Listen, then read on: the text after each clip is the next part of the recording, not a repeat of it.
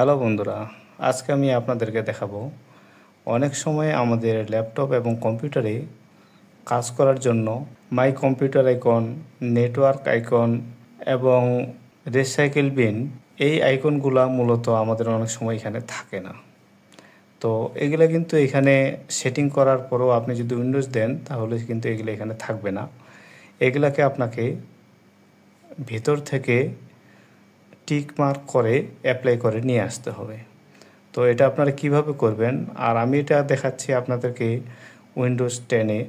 আপনাদের Windows XP হলে সেটা একটু জাস্ট সেটিং আলাদা হতে পারে। তো সবগুলোই সিস্টেম একই। তো আপনি এখান থেকে ডেস্কটপের মধ্যে মাউস রেখে আপনি রাইট বাটন ক্লিক করবেন। ক্লিক করার পরে দেখুন এখানে পার্সোনালাইজ নামে একটা অপশন পাবেন। এই পার্সোনালাইজ অপশনে ক্লিক করার পরেই একটু জাস্ট কয়েক সেকেন্ড সময় নিতে পারে। তো এরকম একটা উইন্ডো আসবে। তো আপনারা এদিকে বা সাইডের দিকে যাবেন, এখানে দেখুন থিম নামে একটা সেটিং পাবেন। তো এই থিম সেটিংয়ে এখানে ক্লিক করবেন। ক্লিক করার পরে জাস্ট রাইট বাটন থেকে উপরের দিকে চলে যাবেন। দেখুন এখানে রিলেটেড সেটিং, তারপরে আছে ডেস্কটপ আইকন। তো ডেস্কটপ আইকন সেটিংয়ে আপনি এখানে জাস্ট ক্লিক করবেন। ক্লিক করার পরেই আপনার কাছে একটা এই ধরনের একটা উইন্ডো চলে আসবে।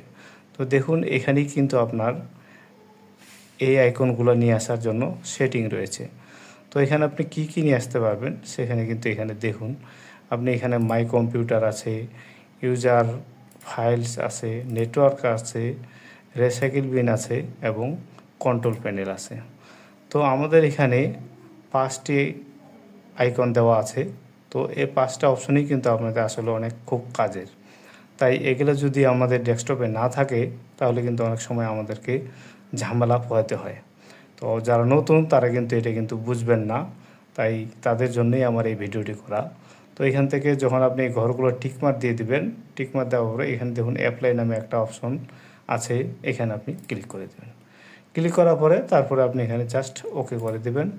এখানে কিন্তু আপনার পুরোপুরি কাজ শেষ। এখন আপনি এখানে কেটে দিন। আপনি দেখুন আপনার কিন্তু এগুলা চলে আসছে। তো এখানে দেখুন আমাদের network, recycle bin, this computer এবং এই যে ইউজার, যেটা আমাদের ইউজার ফাইল, আর এখানে কন্ট্রোল প্যানেল। তো এগুলো সেটিংগুলো কিন্তু এরকমভাবে থাকবে এলোমেলো। এগুলো একটু জাস্ট আপনার থেকে সেট করে নেওয়ার জন্য আবার আপনি রাইট বাটন ক্লিক করবেন। ক্লিক করার পর এখানে দেখুন শর্টেজ নামে এখানে আছে। তো এখান থেকে আপনি নেম দিয়ে দিলে এখানে কিন্তু আপনার কিন্তু আবার ফাইলগুলো শর্টেজ হয়ে যাবে। তো শর্টেজ হয়ে যাওয়ার পরে আপনি জাস্ট আপনার মতো করে আপনি ইচ্ছা করলে আরও ডিজাইন করে নিতে পারেন। তো বন্ধুরা, আমি আশা করি আপনারা সবাই বুঝতে পারছেন যে কিভাবে আপনার কম্পিউটারের আইকনগুলোকে আপনারা ভেতর থেকে বাইরে ডেস্কটপে করে নিতে পারবেন। তো আশা করি ভিডিওটি আপনাদের ভালো লেগেছে। যদি ভালো লেগে থাকে অবশ্যই আমার চ্যানেলটি সাবস্ক্রাইব করবেন। আর যারা ফেসবুক পেজ থেকে দেখতেছেন তারা অবশ্যই আমার ফেসবুক পেজটি লাইক করবেন এবং ফলো করবেন। ভিডিওগুলি শেয়ার করবেন আপনাদের বন্ধুদের কাছে। এটি যে কোনো সময় যে কারো উপকারে আসতে পারে। তো বন্ধুরা, দেখা হবে পরবর্তী ভিডিওতে। ততক্ষণে ভালো থাকবেন।